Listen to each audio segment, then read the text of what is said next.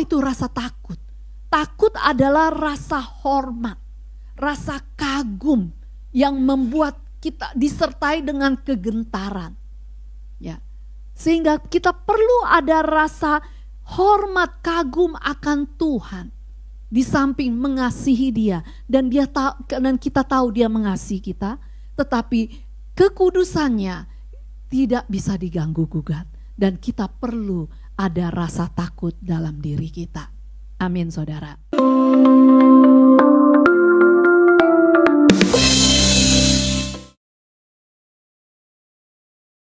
Hari ini saya bersyukur saya boleh ada di minggu pertama dari tahun 2026, boleh bersama-sama saudara, dan saya ingin kita semua memulai tahun kita dengan sikap hati yang benar dan tepat, ya saudara. Firman yang saya sampaikan hari ini dengan starting the year of right, oke? Biar kita bisa di tahun ini adalah tahun apa, saudara?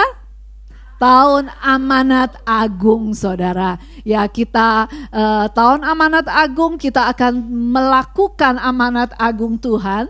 Sebelum kita melakukan, biarlah kita pastikan kita dengan sikap hati yang benar, ya, dengan sikap hati yang memulai tahun ini sehingga kita bisa meluncur dengan, bukan berarti nggak ada tantangan ataupun nggak ada hal-hal yang akan membuat kita kita takut ataupun kita khawatir, tetapi pada saat kita punya sikap hati yang benar, ya, kita tahu Tuhan beserta kita, Tuhan menyertai kita, Tuhan akan membela kita. Amin, saudara.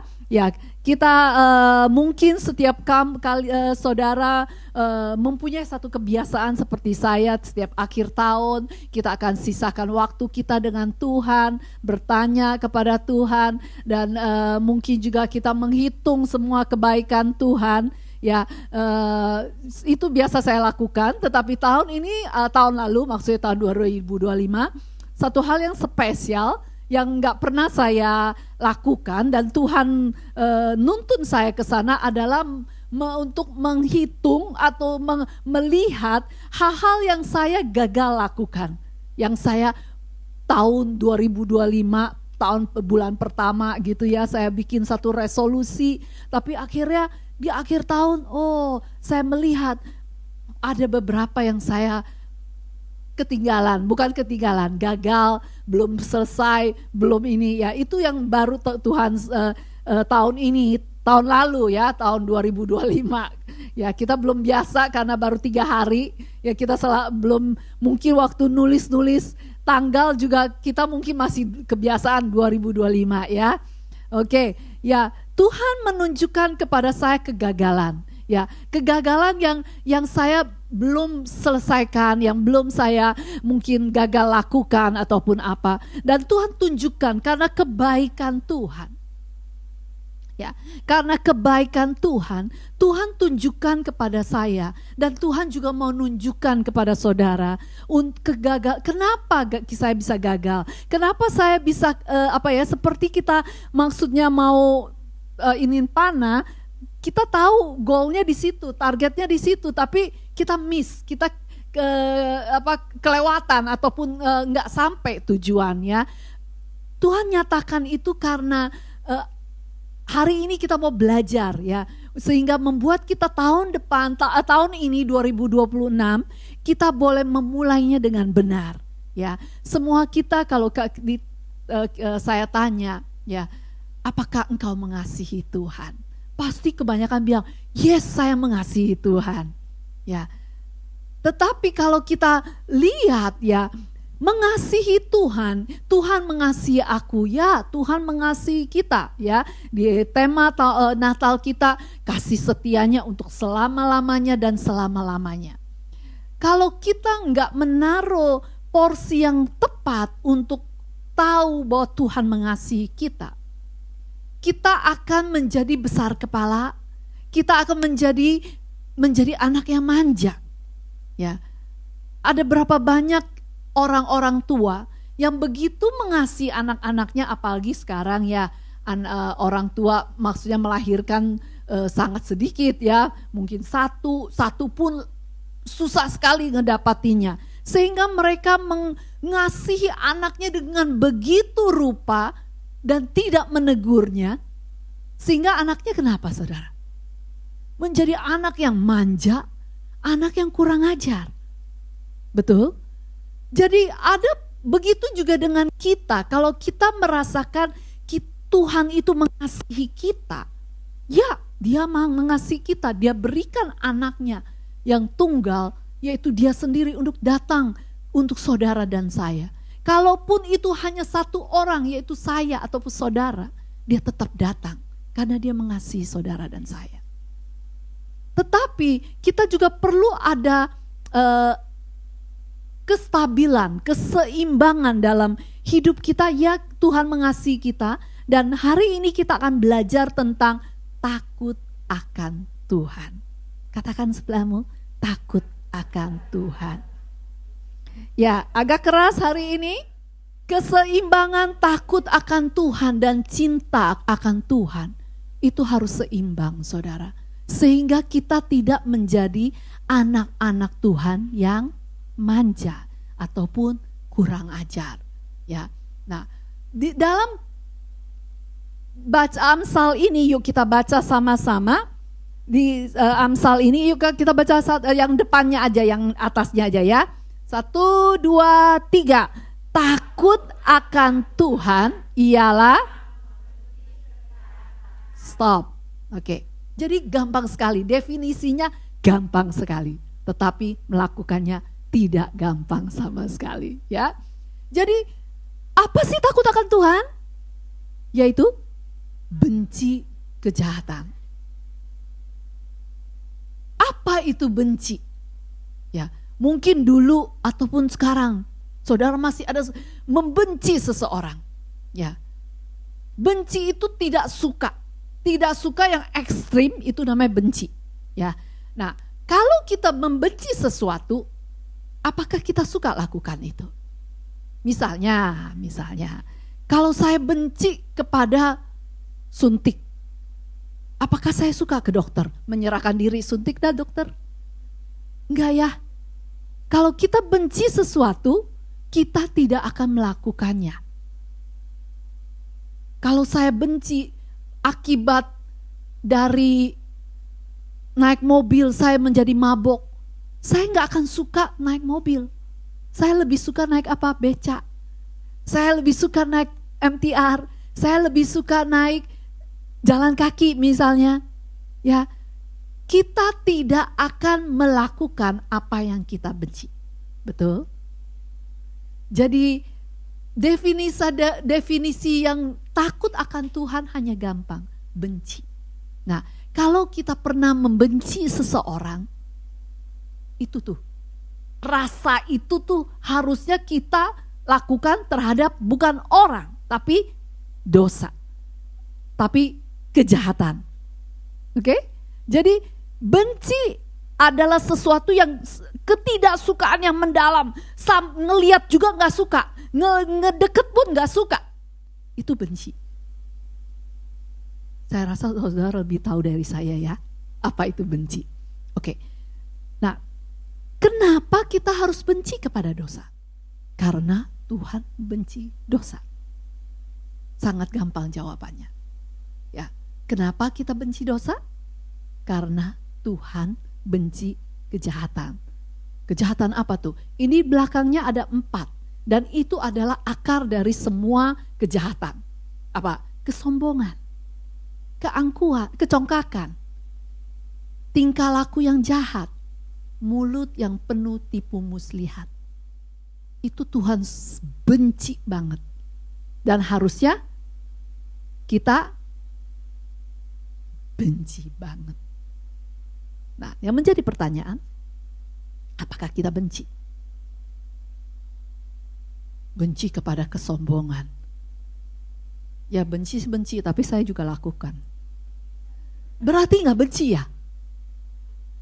Tingkah laku yang jahat, yang ntar kita akan belajar. Dan mulut mulut yang penuh tipu muslihat. Saya sih nggak tipu muslihat, cuman kadang-kadang nggak berani ngomong kebenaran, jadi nyerempet. Apakah itu benar? Oke, kenapa kita takut akan Dia? Kenapa harus ada takut akan Tuhan dalam hidup kita? Ada 2, yaitu bahwa Dia berkuasa. 1. 2 alasan yang membuat kita harus takut akan Tuhan, yaitu karena Dia berkuasa. Di Matius katakan, 10 ayat 28 katakan bahwa biasanya kita lebih takut kepada manusia yang Tuhan katakan hanya bisa membunuh tubuhmu. Ya. Tapi kita takut kepada manusia dan kita nggak takut kepada Tuhan yang Tuhan katakan, aku bisa bunuh tubuh, bukan hanya tubuh tapi jiwa. Jadi semuanya dihancurkan. Manusia hanya bisa takut, bisa bunuh kita.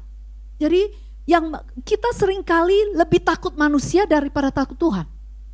Nah, ini satu pergumulan kehidupan yang harus kita, sesudah kita belajar hari ini, biarlah itu membuat kita mengerti bahwa Tuhan bilang kamu gak usah takut dengan manusia, biarpun sepertinya dia memang menakutkan, dia galak, kita jadi gitu ya. Tuhan gak galak saudara, oke?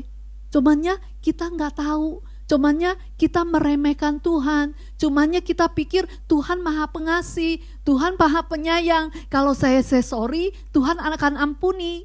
Sehingga kita lebih milih takut manusia daripada takut Tuhan. Yang sebenarnya Tuhan bisa punya segala kuasa. Dia bilang, aku bisa menghancurkan bumi, aku bisa menghancurkan segala sesuatu, dan aku bisa menciptakannya kembali. Manusia bisa? Enggak. Ya, manusia bisa ciptain roket segala macam, ya. Tetapi manusia ada keterbatasan. Jadi dari itu kita harus tahu kepada siapa kita harus takut. Yaitu Tuhan yang punya segala kuasa. Kedua adalah Dia, kenapa kita harus takut dengan Dia? Karena Dia kudus.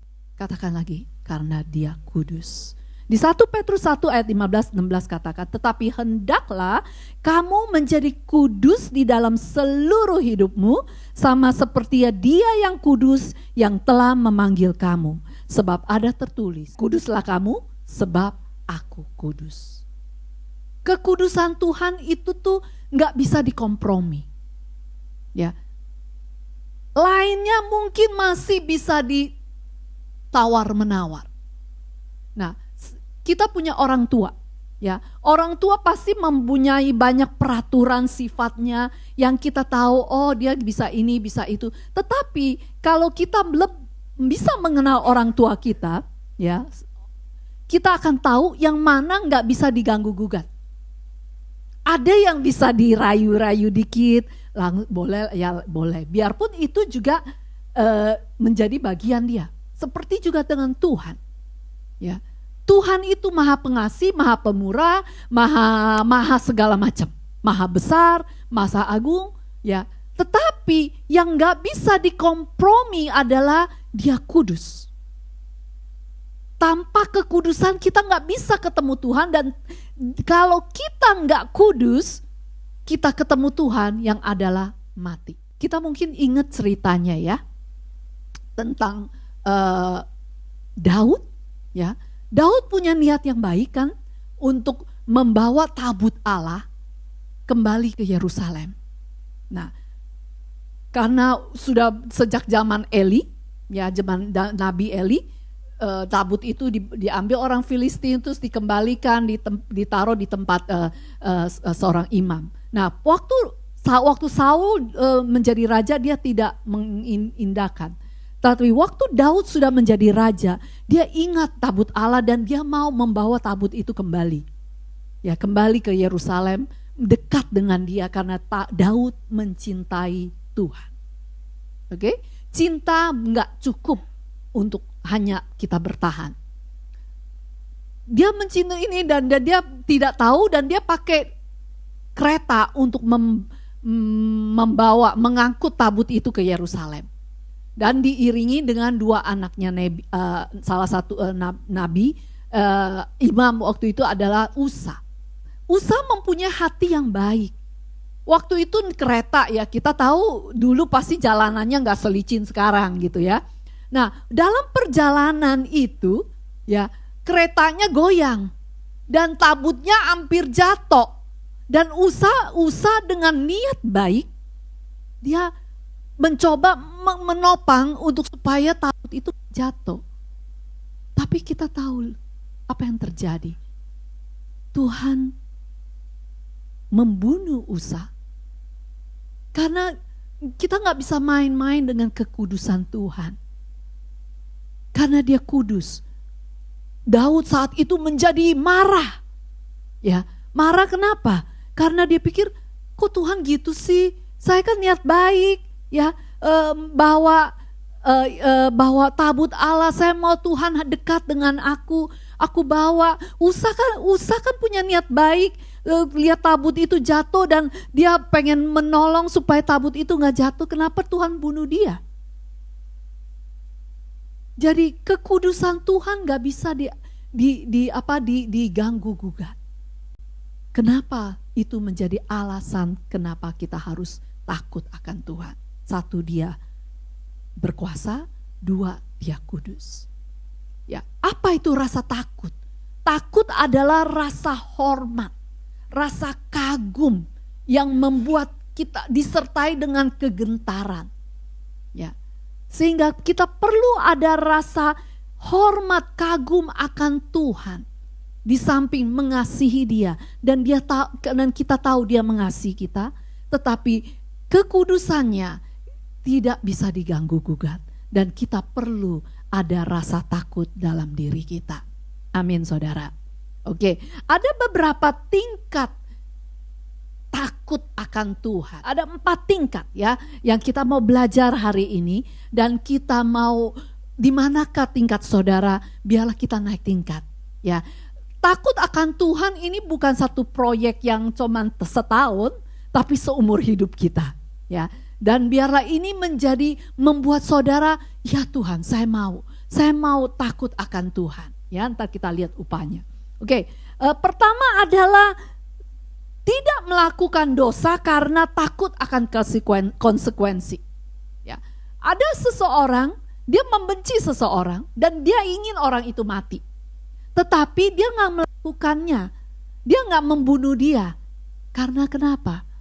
Karena dia takut dia masuk penjara. Dia tidak melakukan bukan karena dia takut Tuhan. Dia tidak melakukan pembunuhan karena dia benci, dia mungkin sudah ngutukin segala macam. Tuhan katakan, biarpun kamu nggak melakukan, tapi hatimu menginginkan dia mati, itu sama juga dosa. Ya, nah, karena dia nggak mau masuk penjara, dia cuman nggak melakukan satu tapak lagi, satu langkah lagi, yaitu ambil pisau atau ambil apa untuk matikan orang itu. Dia tidak melakukan bukan berarti dia tidak takut akan Tuhan. Ini adalah yang pertama. Oke. Kedua adalah orang-orang ini adalah orang yang tidak mau kehilangan ketenangan hidup. Orang-orang ini mungkin dia cinta Tuhan, ya, dia dengan setia ke gereja, dia nggak pernah melanggar hukum sivil. Lihat lampu hijau, lampu merah dia diam, oke, tunggu lampu hijau baru jalan. Atau dia nggak pernah melakukan segala sesuatu, tetapi dia nggak peduli akan dunia mau jungkir balik kek, mau ngapain kek, asal aku udah terima Yesus, aku dan keluargaku sudah selamat, yang lain oh itu urusanmu dewe. Apakah orang ini takut akan Tuhan?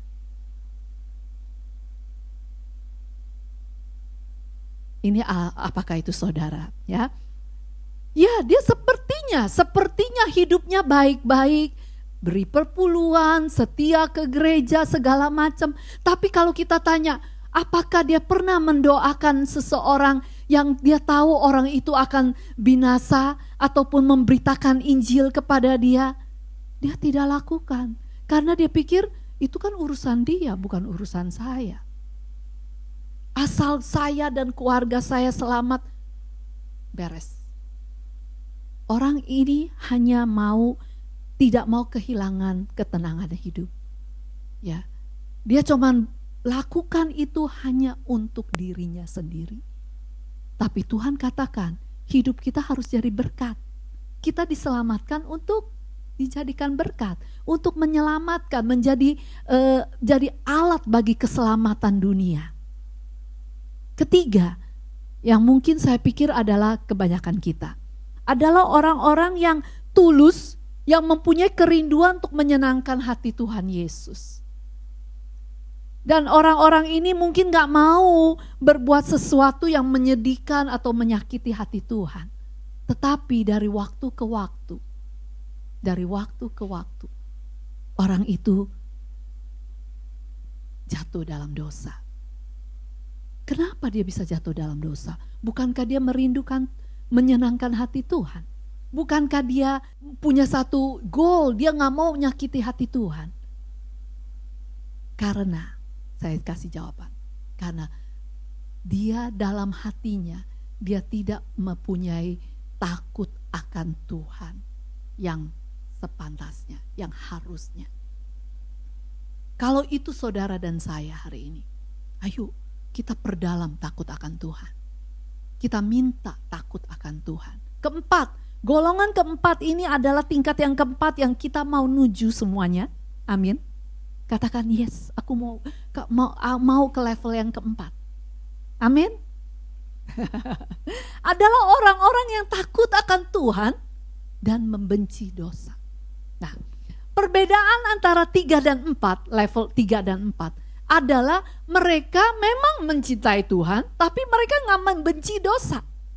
Sehingga dosa itu dia pikir Tuhan itu maha baik, Tuhan itu maha pemurah. Ya, saya kan manusia, gak sempurna, bisa gagal. Dalam ketidaktahuan mereka masih mencintai dosa. Oh ya, saya nggak cinta dosa kok, saya cinta Tuhan Yesus. Benci, kebalikannya apa itu?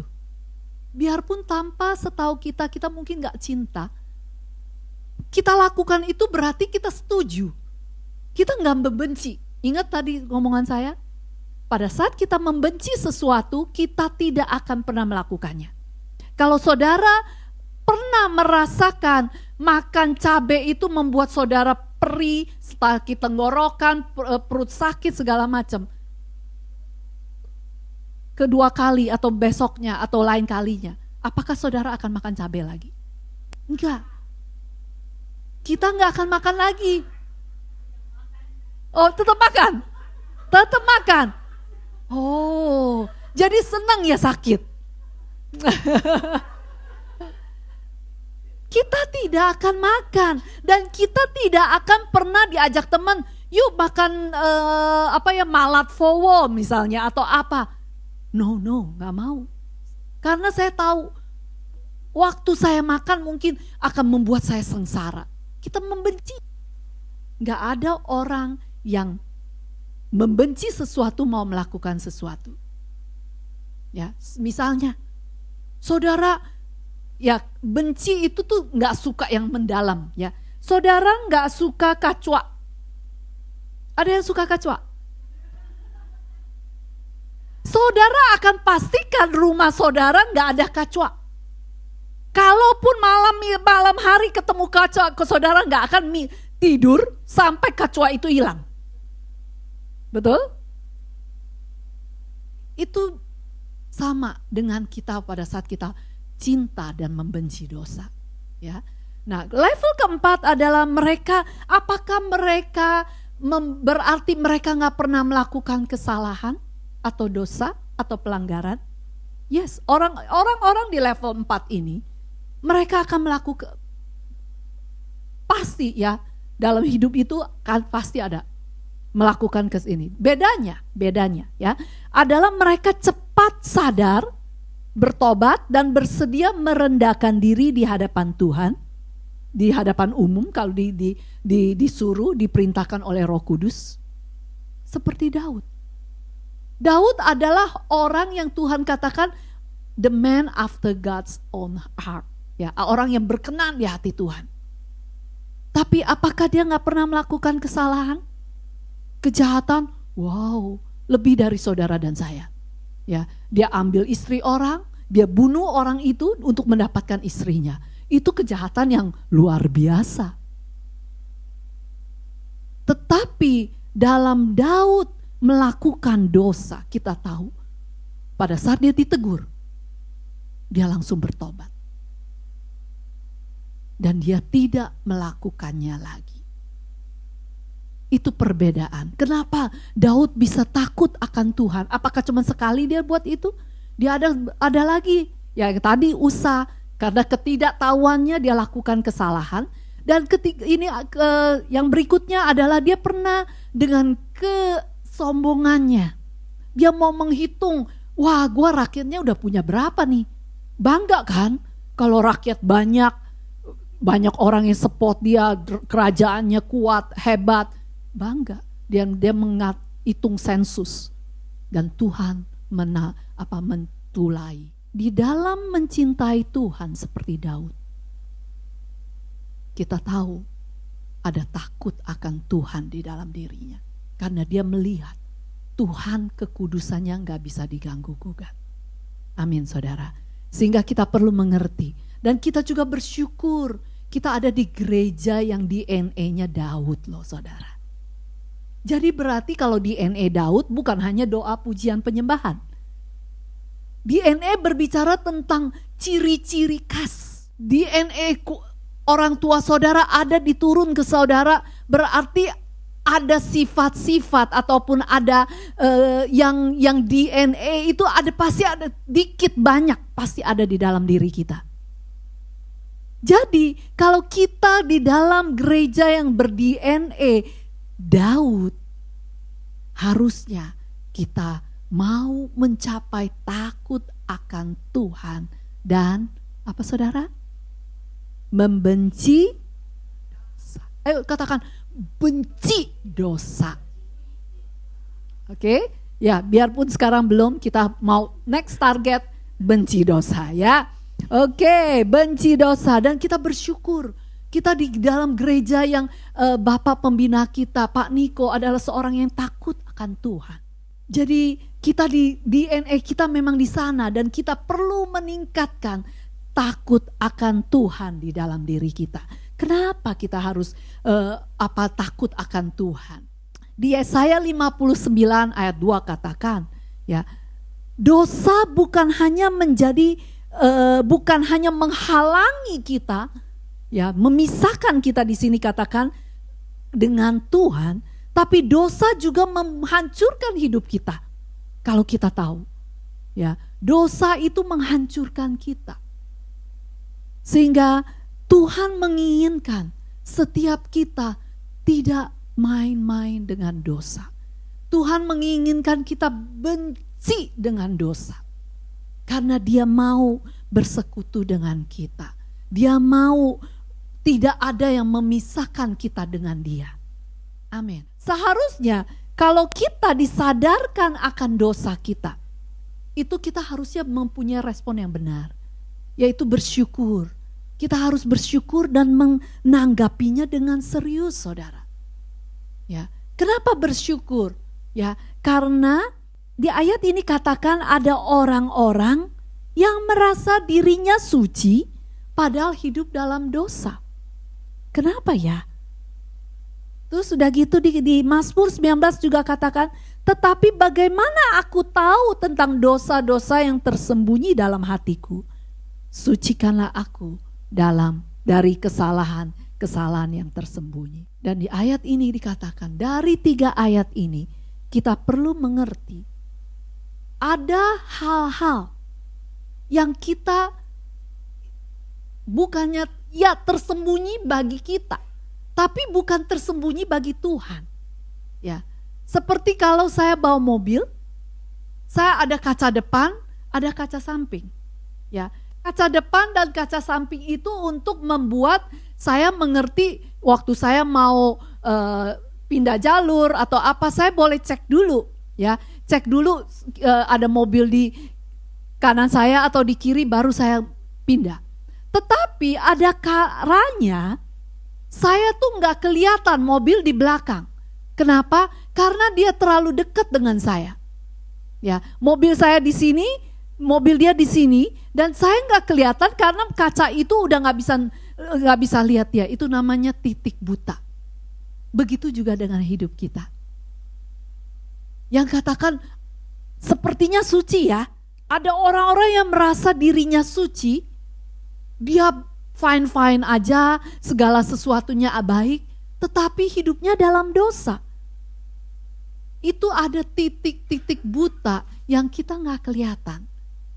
Dan itu bukan berarti Tuhan gak kelihatan. Jadi pada saat Tuhan singkapkan dosa kita, harusnya kita tuh bersyukur, saudara. Harusnya kita berterima kasih dan meresponinya dengan serius. Karena Tuhan mau tidak ada yang memisahkan saudara dengan saya, dengan dia. Amin. Apa sih dosa? Mungkin saudara katakan, oh dosa tuh mungkin kita gak berkata, oh ya saya cuman ngomongin orang dikit, itu dosa ya. Dalam kumpulan kita, mungkin dalam kehidupan kita, kita kumpul dengan orang-orang yang suka ngegosip. Kita pikir, dan dari kecil mungkin di keluarga yang suka ngegosip. Ya, kita menganggap gosip itu biasa. Semua orang juga gosip lah. Tetapi bagi Tuhan tadi katakan, mulut yang tipu muslihat. Itu tuh suatu hal yang gak baik. Dan kita gak tahu. Kita pikir kita oke kok. Tapi ternyata gosip itu dosa. Dan itu titik buta kita. Dan pada saat kita diterangi, disadarkan, harusnya kita bersyukur dan meresponinya dengan serius. Amin, saudara. Ya, nah kita akan belajar lagi bagaimana kita bisa menanggapinya. Takut akan Tuhan sama dengan ketaatan untuk bertobat. Apakah sekarang hari-hari ini saudara sedang jatuh bangun dalam dosa? Dosa itu mungkin orang lain nggak tahu, ya, cuman ada di hatiku, itu tersembunyi.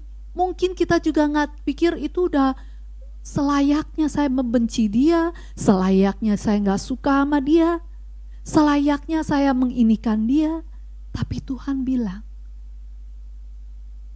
itu dosa nak. Dan kita mau bertobat. Takut akan Tuhan hanya simple dan tidak mudah memang dilakukan. Tapi saya percaya pada saat kita mau bertobat, Tuhan dengan kasih karunia-Nya akan memberikan anugerah-Nya, memampukan kita. Ya, ada beberapa langkah untuk kita bisa bertobat dan meminta takut akan Tuhan. Oke, pertama adalah mengakui ketidaktakutan kita akan Dia. Kita mengira, oh saya lakukan itu, Tuhan juga Maha Pengasih, Maha Pemurah, saya minta ampun, Tuhan akan ampuni. Itu berarti kita meremehkan Tuhan. Kita tidak menganggap serius akan kekudusannya. Pada saat kita mau bertobat, akui dan minta ampun. Kedua, dengan kehendak bebas yang Tuhan berikan kepada kita, milih untuk minta takut akan Tuhan. Dan sampai kita mendapatkannya dan menerimanya dengan iman. Ketiga, baca dan pelajari hal itu dalam Alkitab. Alkitab banyak mencatat tentang hal-hal yang takut akan Tuhan. Nah, apa yang kau pelajari, lakukan. Apa yang kau pelajari, lakukan sampai engkau dipenuhi dengan takut akan Tuhan. Amin. Keempat, renungkan dan minta Roh Kudus untuk mengajar dan melatih kita. Seperti orang coaching. Ya, pada saat saudara mungkin mau main badminton, ya mau belajar badminton, saudara nggak bisa, saudara perlu guru, saudara perlu coaching. Ya, coaching itu apa sih? Dia akan mengajar saudara dari yang basic, dari yang dasar sampai yang ke advance. Basicnya apa?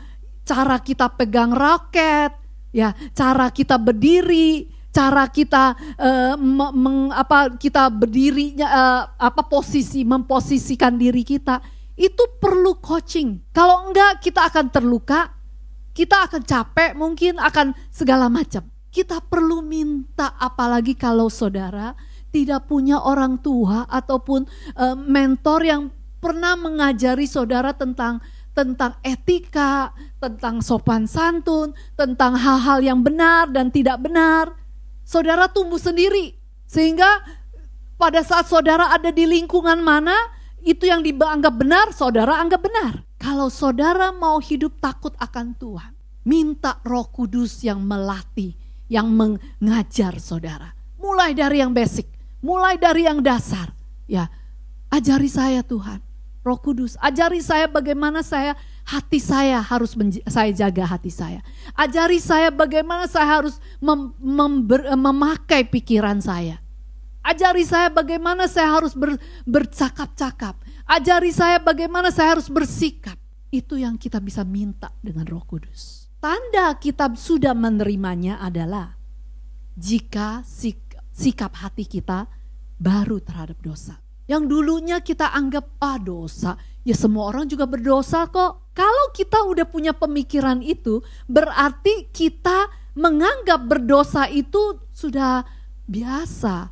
Manusia kan lemah, manusia kan gak sempurna. Nah kalau kita sudah berpikir begitu, berarti takut akan Tuhan itu belum bekerja, belum beroperasi dalam diri kita.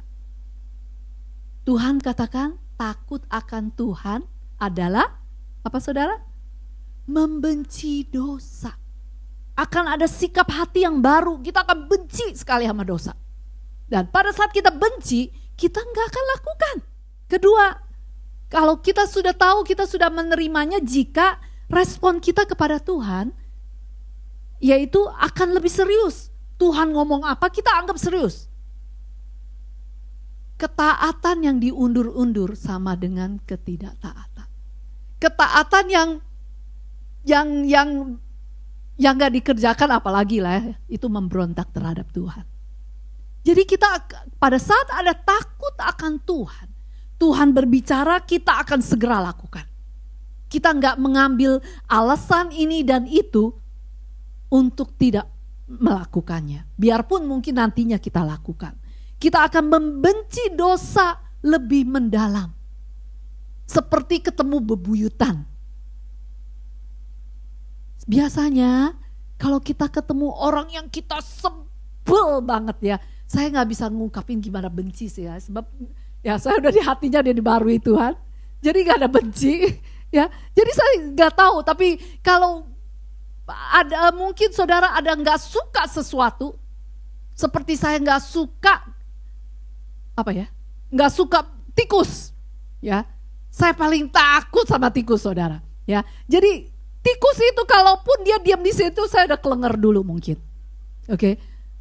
Kebencian itu tuh harus begitu, kita nggak akan ketemu dia, kita nggak akan lakukan itu karena kita nggak suka, karena kita nggak benci dengan dia. Itulah harusnya sikap hati kita terhadap dosa, terhadap kejahatan. Amin saudara. Dan mungkin saudara akan bertanya, oh iya dosa itu apa? Maksudnya sesudah saya lakukan itu takut akan Tuhan, apa sih gunanya? Oh banyak saudara, banyak upah dari hidup takut akan Tuhan. Saudara akan mengalami pertolongan Tuhan. Saudara akan mengalami pembelaan Tuhan. Saudara tidak akan pernah khawatir karena saudara tahu saudara hidup benar dan Dia akan menyediakan segala yang saudara perlukan. Amin. Terlebih dari semuanya, hidup takut akan Tuhan ada di ayat ini. Yuk kita baca sama-sama. 1, 2, 3. Tuhan bergaul karib dengan orang yang takut akan Dia, dan perjanjiannya diberitahukannya kepada mereka. Wow, upah yang terbesar dari takut akan Tuhan adalah kita boleh bergaul karib, saudara.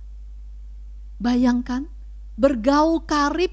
Kalau saudara mungkin sekarang ini, saudara Chief Executive Hong Kong, John Lee, ataupun Presiden Donald Trump Amerika, bisa bergaul dengan karib dengan saudara. What a privilege. Suatu kehormatan yang besar. Apalagi dengan raja di atas segala raja. Saudara, kalau boleh bergaul karib dengan Tuhan, itu upah yang terbesar. Upah yang terbesar yang bisa kita dapatkan kalau kita hidup dalam takut akan Dia. Kita gak cukup hanya cinta Tuhan. Kita perlu porsi yang seimbang. Cinta dan takut akan Dia yang akan membuat saudara menjadi sahabat-sahabat Kristus. Amin, saudara. Dan kedua, perjanjiannya akan diberitahukan kepada mereka. Wow. Saudara akan menjadi tempat curhatnya Tuhan. Kenapa dia bisa memberitahukan perjanjiannya? Karena orang-orang yang takut akan Tuhan akan dijadikan sahabat, akan dijadikan dia mencurahkan apapun isi hatinya. Karena orang-orang yang takut akan Tuhan akan menjadi orang-orang yang bisa dipercayai. Amin, saudara. Saya berharap dengan apa yang sudah saya jabarkan, kita membuat kita tergelitik, membuat kita, oh ya, saya perlu takut akan Tuhan. Saya perlu meseimbangkan cinta saya dengan takut. Daud tahu itu.